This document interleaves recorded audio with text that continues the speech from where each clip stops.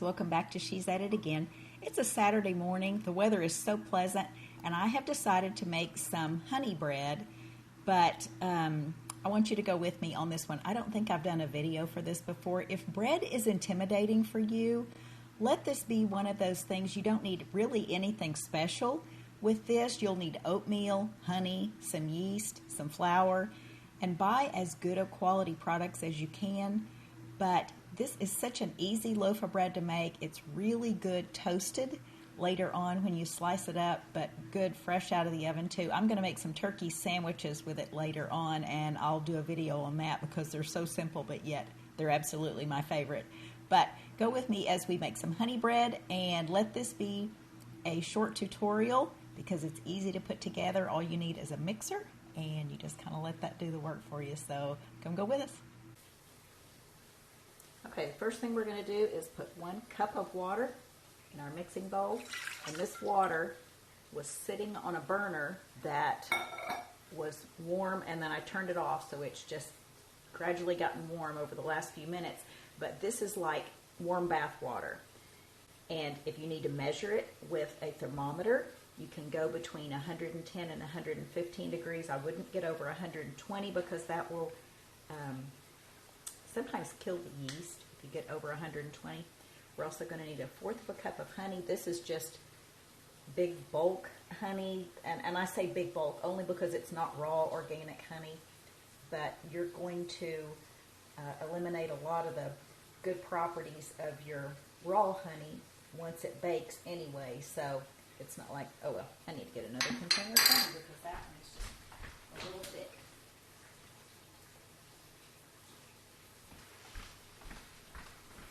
Keep it in a different container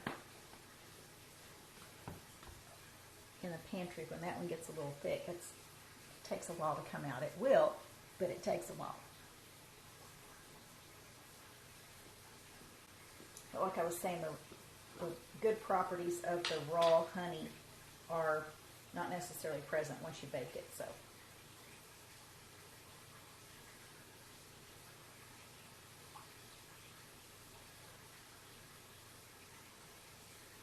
okay, 1/4 a cup of honey just seems like a lot, but remember this bread is a little bit sweet.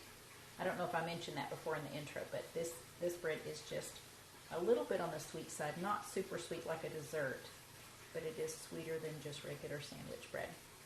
So 1/4 of a cup of honey. To that, notice we're putting that in there before we put our yeast in there.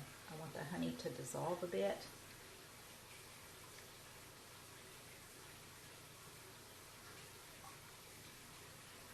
And I put butter inside this measuring cup before I put any honey in it, just because, you know, just like Grandma, use your finger to stir things with.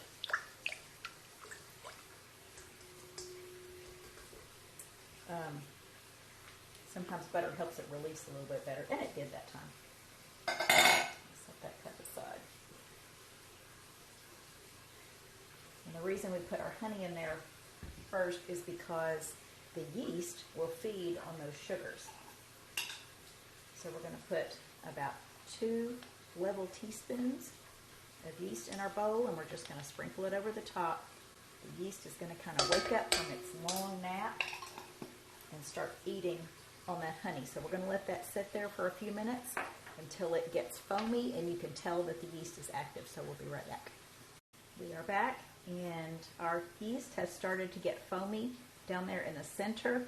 I think you can see that in that. I wish I could figure out how to adjust my camera and get full light in this, but I can't. I'm just not that smart. I'm sorry.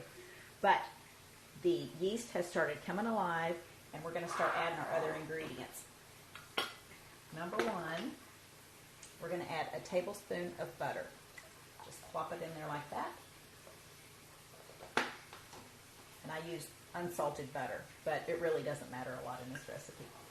The next thing we're going to add is 1 cup of oats. Now you can add whole oats or you can add quick rolled oats. I'm using quick rolled oats this time.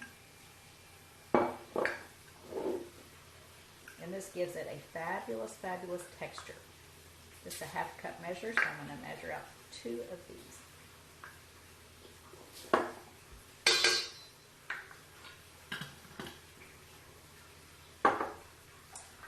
Also going to have 2 cups of flour.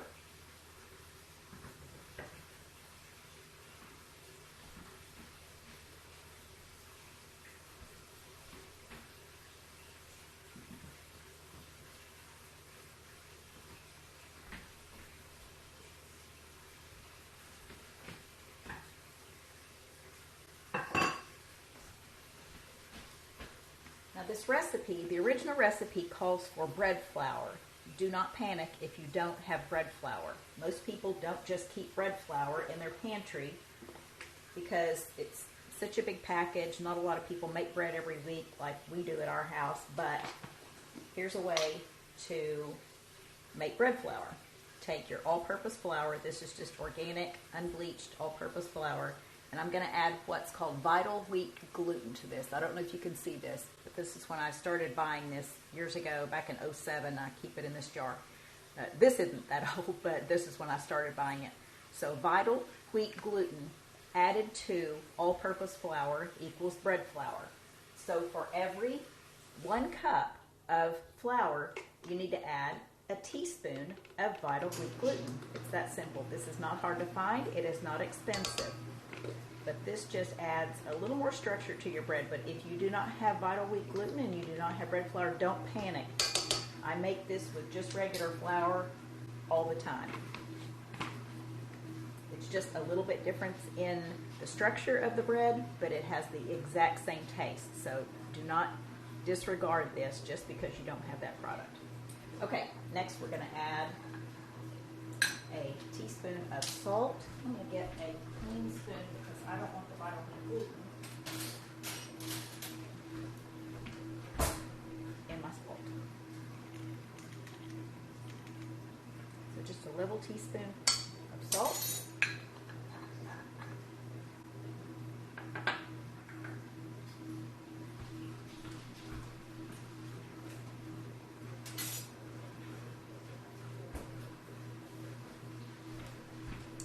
Put our dough hook on our mixer.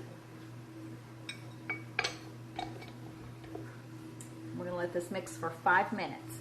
After 5 minutes, we're going to let it rest for 5 minutes. Then we're going to turn the mixer back on for 40 minutes. So that's what we're going to do. I'm not going to have to narrate that. You're not going to watch my mixer for 40 minutes. Don't panic.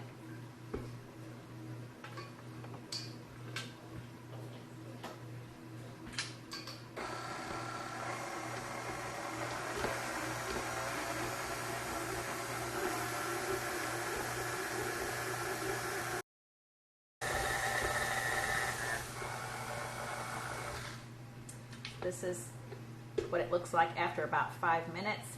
It's just kind of stringy.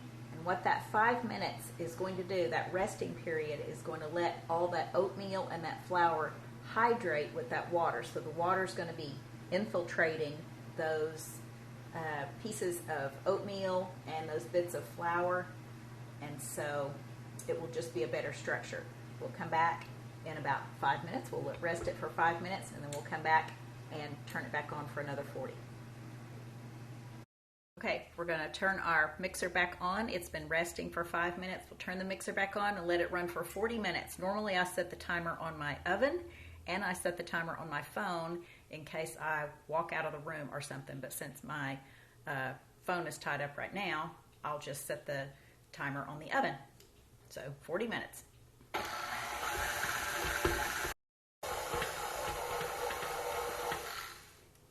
Okay, mixer has been running for 40 minutes. We are turning that off. Unplug it. We don't need it anymore for this loaf. And this is just a plastic flexible scraper. This is the best 75 cents I ever spent at a store that sells restaurant supplies.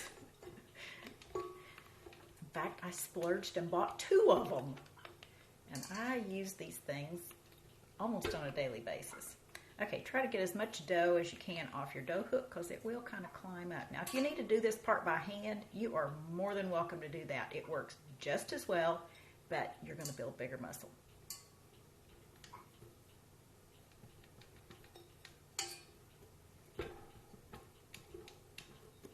Slide that right down there. Don't worry if your dough is a little bit sticky. That is perfectly fine.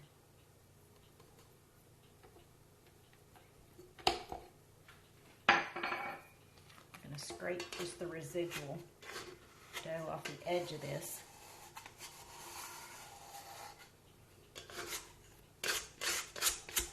You don't have to oil your bowl. You don't have to do anything at this point other than we're just going to cover it. Just like that. We're going to leave this for an hour, hopefully in an area where it's, you know, room temperature, warm. It doesn't have to be hot, but don't let it sit in a cold place or it's not going to rise near as much as you probably want it to. So at this point, you can take, this is just a leftover, get that crumb off my hand. This is a wrapper. I'm making sausage cheddar muffins over here in the background, and I have a wrapper from a stick of butter. As you can see, there's butter left on there. So I'm going to take my loaf pan, which looks like this. I just use a clear glass loaf pan. I stay away from darker colored pans, but lighter colored ones are fine, but I find that glass just seems really safe to me. It releases easily, and it's easy to handle. I just take my wrapper and rub that butter around in there, and it coats it real well. We'll give it a light coat, dusting of flour right before we put our bread in it after it rises, and we roll it out. But just for now, that gives us enough to where our flour can stick to it. Now the other thing I'm kind of a pet peeve about, or I have a pet peeve about things getting dust in them, or if a gnat could be flying around, I don't want it to land in it. So I just take mine, flip it over, leave it on the counter like this. It's ready for us to go. We'll come back in an hour. We'll roll this out and shape it. Then we'll have to let it rise again. But for right now, this is just a resting period. Go find something else to do. See you in a minute. Okay, so we've let our dough rest for an hour. We'll take that off. And it is pretty sticky. What I'm going to do is put some flour in this bread pan. Remember, we put butter in it a while ago.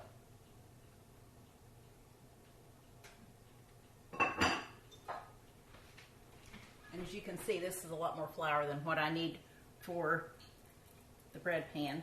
So I'm just going to roll it around here. I'm putting it over this surface right here because this is where I'm going to roll my dough out. So if some falls on the countertop, that's not a big deal because that's where I'm fixing to pour it in just a minute.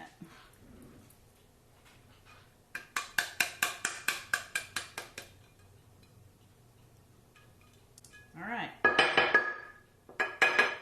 Tap it gently.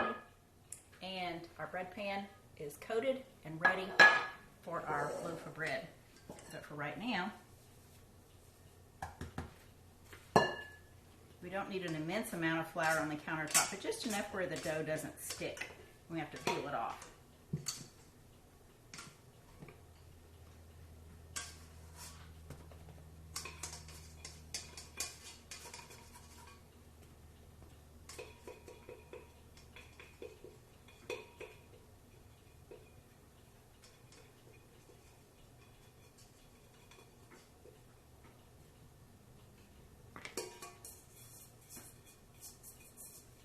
All of that out of there that you can.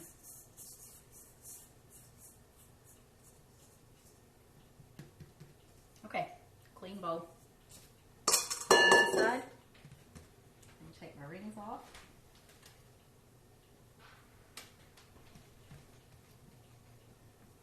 All right, just make sure that area between the dough and your countertop has a little bit of flour on it. You don't need a lot. Just rake the rest of it to the side. We'll clean that up in a bit.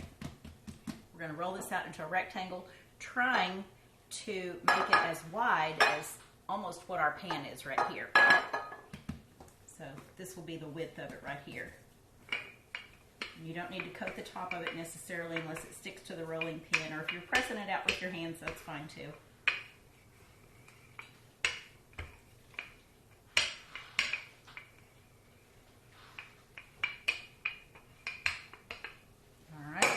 Should be enough. I'm going to take it and start rolling it up. I like to kind of knock that flour off as I'm going because I don't want big dry pockets of flour in the center of the bread.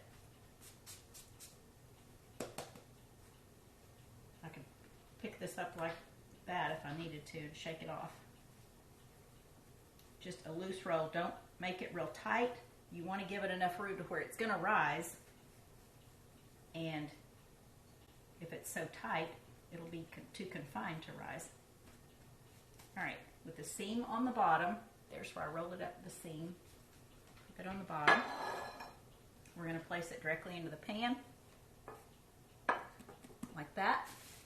Take our shower cap, cover it again. We're going to put that in a warm place, and we're going to let this rise for between 45 minutes and an hour.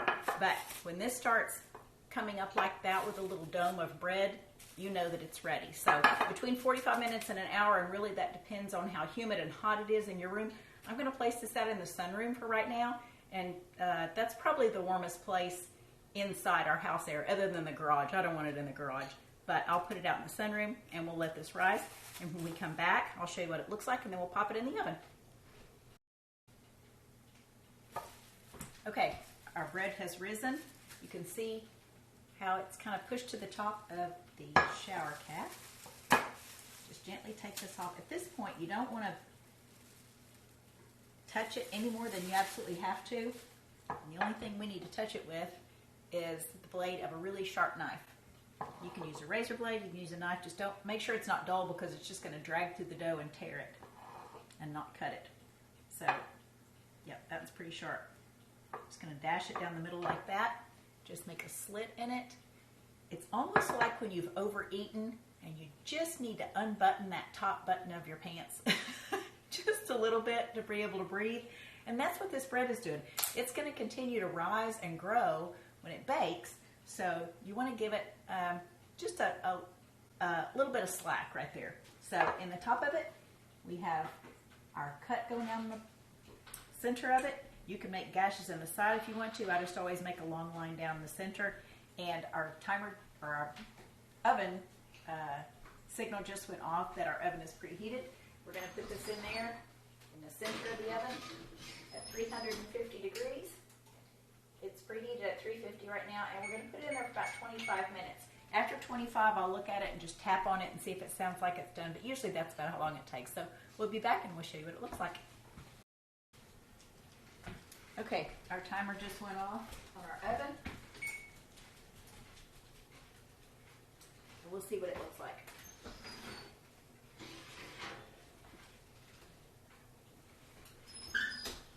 If it's not done, it won't be the first time I've put something back in the oven. With the tapping, it sounds like it's done. All right, there's what our bread looks like.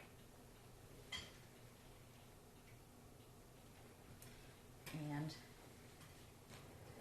put it out on the cooling rack. I don't like to leave it in the pan because the moisture builds up around it and it kind of makes the bottom soggy, but this gives it a bakery-like texture.